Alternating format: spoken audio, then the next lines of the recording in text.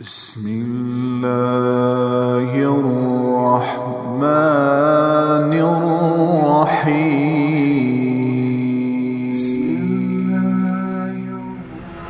سخی بنو، سچے بنو۔ اللہ کو بخیل سے محبت نہیں ہے اور سخی سے تعلق توڑتا نہیں اور بخیل سے جوڑتا نہیں۔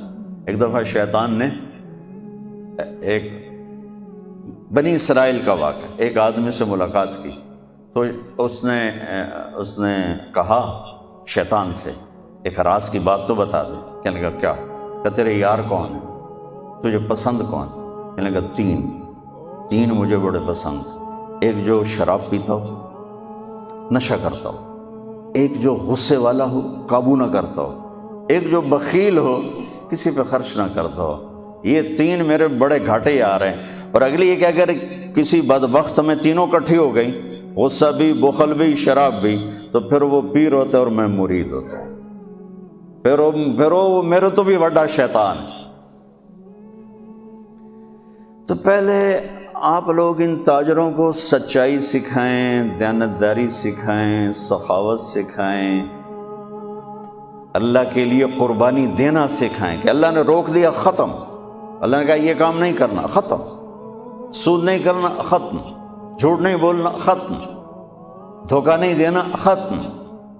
سچائی دیانتداری پہ جمنا ٹھیک ہے، جاتا ہے تو جائے، آتا ہے تو آئے، رزق تو اللہ کے خزانوں میں ہے۔ اس معاشرے کے ساتھ یہ نسل اگر چلے گی تو وہی کرے گی جو یہ کر رہے ہیں۔ پھر آپ لوگوں کے پاس بھی جمع تفریق ہی ہے، جمع تفریق، جمع تفریق، جمع تفریق۔ ان کے سارے دماغ جمع تفریق میں کھپ جاتے ہیں، انہیں پتہ ہی نہیں میرا نبی کون تھا، کیا تھا، کبھی سنتے ہی نہیں ہمارے نبی کون تھے، کیا تھے۔ تو راہبری کا حق لے کر تو وہ تشریف لائے تھے جنہوں نے سچائی سکھائی، دیانتداری سکھائی، محبت سکھائی، حیا کو سکھایا، پاک دامنیوں کو سکھایا، سخاوت کو سکھایا۔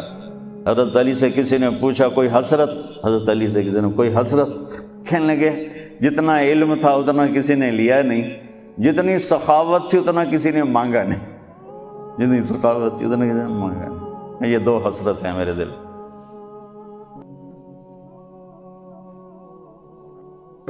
تو اللہ کو سخی پسند ہے، مال خرچ کرنے والا پسند ہے، مالدار ہو۔ اچھا ایک ہوتا ہے بخیل، اللہ کہتا ہے بخیل جہنم کے قریب، اللہ سے دور، لوگوں سے دور، جنت سے دور۔ سخی اللہ کے قریب، جنت کے قریب، لوگوں کے قریب، جہنم سے دور، اللہ کا پیار۔ جب بنی اسرائیل نے بچھڑے کی پوجا کی تو اللہ نے کہا سب کو قتل کرو، سارے۔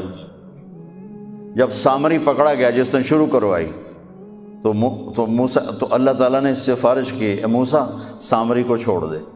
کہا یا اللہ سامری کو چھوڑ دوں؟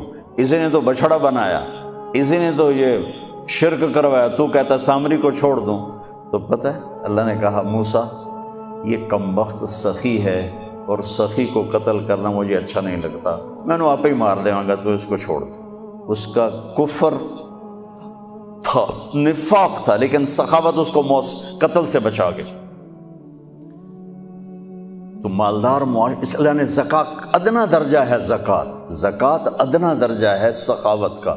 زکوٰۃ دینے سے آدمی بخیلوں سے نکل آتا ہے اور سخیوں میں داخل نہیں ہوتا، بین بیچ میں آ کے کھڑا ہو جاتا ہے۔ اس پر بخیل کا لیبل بھی نہیں اور اس پر سخی کا لیبل بھی نہیں، درمیان میں آ جاتا ہے۔ ایک دفعہ خسرو پرویز کے دربار میں ایک مچھیرا مچھلی لے کر آئے، اس کو بڑی اچھی لگی، انہوں نے کہا اس کو 4000 درہم دے دو، کہیں یہ 4000 دینار دے دو۔ تو جب وہ اس کو دیے تو اس کی بیوی شیری نے اس کے کان میں کہا اتنی بڑی دولت تو نے مچھلی پر دے دی، تو خزانہ خالی ہو جائے گا، یہ مچھلی واپس کرو اور پیسے اس سے لو۔ تو خسرو پرویز نے کہا میں اتنا بڑا بادشاہ ہوں، مجھے شرم آتی میں اس سے پیسے واپس لوں، میں نہیں لیتا۔ وہ کہنے لگی میں تمہیں طریقہ بتاتی ہوں، تم اس کو بلا کے پوچھو یہ مچھلی نر ہے یا مادہ، وہ کہے گا نر ہے تو تم کہنا ہمیں مادہ چاہیے تھی، واپس لو ہمارے پیسے۔ وہ کہے گا یہ مادہ، تم کہنا ہمیں نر چاہیے تھا، پیسے واپس۔ ٹھیک، ان کو بلایا، ہاں بھائی یہ مچھلی نر ہے یا مادہ؟ کہ حضور خسرا نہ نر ہے نہ مادہ ہے۔ اس کو 4000 اور دے دو، بیچ کی چیز۔ میں نے کہا نا زکوٰۃ دینے والا سخی نہیں ہوتا، سمجھ رہے ہو؟ زکوٰۃ دینے والا بخیل بھی نہیں ہوتا، سخی بھی نہیں ہوتا۔ بخیلوں سے نکل جاتا ہے، سخیوں میں انٹر نہیں ہوتا۔ 2.5 روپے پر 1 پیسہ بھی زیادہ کر دے تو سخیوں میں نام آ جائے گا، سخیوں میں نام آ جائے گا۔ پھر سخاوت کی حد کوئی نہیں ہے۔ انہوں نے کہا حضور یہ تو بیچ کی چیز ہے، خسرا ہے۔ اس نے کہا 4000 اور دے دو۔ تو شیری کو تو بڑا غصہ چڑھ گیا، 8000 اس کی تو 7 پشتوں کو کافی تھا۔ تو 1 دینار گر گیا تو اس نے وہ اٹھا لیا۔ تو اس کی بیگم نے کہا دیکھا یہ کم وقت کتنا لالچی ہے، تم نے اس کو اتنا دیا، اس کی 7 پشتوں کو کافی، 1 دینار گرا وہ بھی اٹھا لیا، کہ اس کے واپس لو نا قدر ہے۔ انہوں نے کہا آ جا، اور تجھے میں نے اتنا دے دیا، 1 دینار گر گیا تھا تو کیوں اٹھایا؟ کہا حضور اس پہ آپ کے نام کی مہر تھی، کسی کا پاؤں پڑ جاتا تو بے ادبی ہوتی، میں نے اس لیے اٹھایا لیا۔ انہوں نے کہا 4000 اور دے دو۔ تو بچوں ان تاجروں سے کہتا ہوں سخاوت سیکھو، پہلے یہ سچائی سیکھیں، پہلے یہ دیانتداری سیکھیں، پہلے یہ اللہ کو رب مان کر اپنی بنیادوں کو، اپنی تجارتوں سے سود نکالیں، جھوٹ نکالیں، 2 رجسٹر نکالیں، دیانتداری پر چلیں۔ اللہ کی قسم زمین آسمان کے دروازے اللہ تعالیٰ کھول دے گا۔ اور غریبوں پر خرچ کریں کہ اللہ تعالیٰ کو پسند ہے۔ اللہ چاہتا تو سب کو مالدار بنا دیتا، لیکن بعض کا حاجت مند بنایا کہ اللہ کو دینا پسند ہے، اللہ پاک کو محبوب ہے سخاوت۔ ایک صحابی آئے، یا رسول اللہ ضرورت مندوں کو میری مدد فرمائیں۔ تو آپ نے فرمایا ابھی تو میرے پاس ہے نہیں۔ اس نے کہا تو میں لے لیتا ہوں کسی سے، پھر آپ میری جگہ بھر دینا۔ آپ نے کہا ٹھیک۔ تو حضرت عمر پیچھے سے بولے یا رسول اللہ یہ کیا بات ہوئی؟ آپ کے پاس ہے آپ خرچ کریں، آپ کے پاس ہے نہیں اور آپ اس طرح لوگ آپ کے نام پہ قرضے اٹھائیں پھر آپ دیتے پھریں، یہ نہیں کرنا چاہیے۔ تو پیچھے سے ایک اور صحابی تھے عبداللہ بن حذیفہ، ان کا یا رسول اللہ انفق ولا تخش من ذی العرش خلالا، یا رسول اللہ خرچ کریں اور عرش والے سے تنگی کا ڈر نہ کریں۔ تو آپ مسکرائے، آپ نے کہا مجھے اللہ نے اسی بات کا حکم دیا ہے کہ میں خرچ کروں اور عرش والے سے تنگی کا ڈر نہ کروں۔ بہرحال بچوں سچ سیکھو، یہ تمہاری، میں درد سے کہتا ہوں کہ ہمارے تعلیمی ادارے نہیں ہیں، کاروباری ادارے ہیں۔ یہ بچوں کو علم نہیں دے رہے، اور تم بھی کوئی طلبہ نہیں ہو، تم بھی ڈگری والے ہو، تو انہوں ڈگری چاہیے یا نوکری چاہیے، بھائی میں تجھے انگوٹھے چھاپ ہو۔ تمہیں علم کا شوق نہیں، انہیں دینے کا شوق نہیں، انہیں بھی کمائی کا شوق ہے اور تمہیں صرف جاب اور ڈگری کا شوق ہے۔ نہ تم میں کوئی علم والا ہے، نہ وہ عشق میں رہی گرمیاں، نہ وہ حسن میں رہی شوخیاں، نہ وہ غزنوی میں تڑپ رہی، نہ وہ خم ہے زلف ایاز میں۔ دینے والوں کو دینے کا شوق نہیں، لینے والوں کو لینے کا شوق نہیں۔ علم تو مر مٹ گیا ہے، وہی قوم سر اٹھا کے زندہ رہے گی جن کا علم اپنا ہوگا۔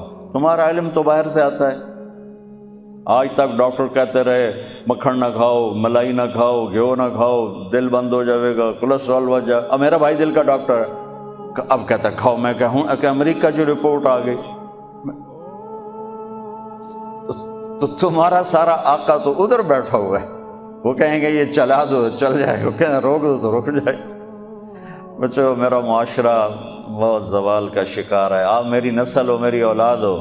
میں بہت تھکا ہوا تھا، مجھے نعیم بھائی نے رات کہا، میں نے کہا ایک تو تیری مجھے بہت ہے عزت احترام کہ میں انکار نہیں کر سکتا، دوسرا یہ میرے اپنی اولاد ہے، اللہ کرے کوئی ایک بھی سچ بولنے والا ہو گیا اور کوئی ایک بھی دیانتداری والا ہو گیا تو چلو میری آخرت، میری قبر ٹھنڈی کرنے کا سبب بن جائے گا۔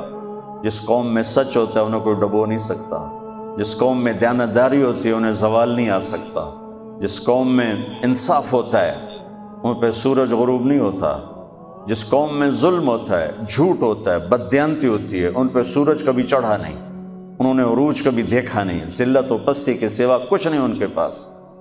چوپڑی روٹی کھا لینا کون سی بڑی بات ہے۔ مجھے ایک میٹرک میں ایک کہانی تھی، میٹرک میں نا انگریزی کی 2 کتابیں، ایک موٹی کتاب تھی ایک چھوٹی کتاب تھی. وہ چھوٹی کتاب میں ایک کہانی مجھے یاد آ گئی. ایک شہری کتا جنگل میں جایا کرتا تھا، تو اس کی نا جنگلی کتے سے دوستی ہو گئی. تو جنگلی کتا جوڑا ماڑکا جو ہڈیاں نکلی ہوئی ہیں، شہری کتا موٹا تازہ. تو ایک دن وہ جنگلی کتا کہتا ہے یار تو کیا کھاتا ہے؟ انہوں نے کہا میں پراٹھے کھاتا ہوں، انڈے کھاتا ہوں، ڈبل روٹی کھاتا ہوں، دودھ پیتا ہوں، گوشت کھاتا ہوں. ان کا یار میں تو نام ہی آج سن رہا ہوں، میں نے تو کبھی کچھ کھایا ہی نہیں ہے یار، میں نے بھی لے چل، میں بھی کوئی کھاوا کو، میں بھی موٹا ہوں. انہوں نے کہا آ جا. تو وہ اس کو لے کے چلا. تو جب جنگل سے نکلے تو روشنی میں جنگلی کتے کی نظر پڑی گلے میں پٹا. تو وہ کتا کھڑا ہو گیا، کہنے لگا میرے بھائی اے کیے.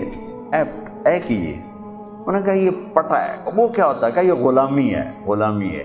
میں کسی گھر کا ملازم ہوں، غلام ہوں، ان کا پہرا دیتا ہوں، ان کی راکھی کرتا ہوں، ان کی نوکری کرتا ہوں، پھر وہ مجھے انڈے کھلاتے ہیں، پراٹھے کھلاتے ہیں، پتہ نہیں کیا. انہوں نے کہا میرے بھائی تجھے تیرے پراٹھے مبارک، مجھے میری آزادی مبارک. میں آزادی میں بھوکا رہوں یہ مجھے زیادہ پسند ہے اس سے کہ کسی کی نوکری کر کے اور میں کسی کا غلام بن کے میں یہ انڈے پراٹھے کھاؤں. پوری امت مسلمہ اس وقت وہ شہری کتے کی مثال ہے. تو میرے عزیزو، سچائی پر آؤ، دیانتداری پر آؤ، انصاف پر آؤ، محبت پر آؤ، درگزر پر آؤ. آپ ابھی بچے ہو، والدین کو عزت دو، والدین کی قدر کرو، اپنے اساتذہ کی قدر کرو. اساتذہ سے ہمارے نصاب میں انسانیت کا کوئی درس ہی کوئی نہیں کہ انسان اچھا انسان کیسے بنتا ہے. وہ تو بنتا ہے رسول پاک کی زندگی کو دیکھنے سے. وہ زندگی ہمارے پاس ہے نہیں، ہم نے سیکھی نہیں، ہمارے سامنے نہیں. تو اس مختصر سے وقت میں آپ کو کیا کہہ سکتا ہوں؟ کوئی بات دل کو لگی ہو تو لے لینا، نہ لگی ہو تو فقیرانہ آئے صدا کر چلے، میاں خوش رہو ہم دعا کر چلے. یہ تبلیغ کا کام اسی کو سیکھنے کی محنت کہ جب آپ لوگوں کو چھٹی ہو، موقع ملے تو کچھ دن جانا، انشاءاللہ بہت فائدہ ہوگا بچوں، بہت فائدہ ہوگا. یہ زندگی کو پلٹ دینے والی محنت ہے.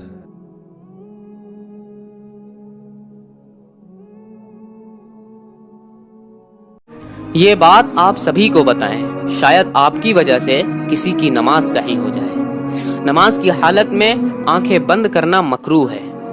نماز میں جب قیام پر کھڑے ہو تو نظریں سجدے کی جگہ رکھو، کیونکہ ہمیں اسی زمین میں جانا ہے. اور جب رکوع کرو تو پاؤں دیکھو، کیونکہ ہماری جان پاؤں سے نکلنی شروع ہوگی. اور جب سجدہ کرو تو ناک کے سمت دیکھو، کیونکہ مرنے کے بعد سب سے پہلے ناک ہی ختم ہوگی.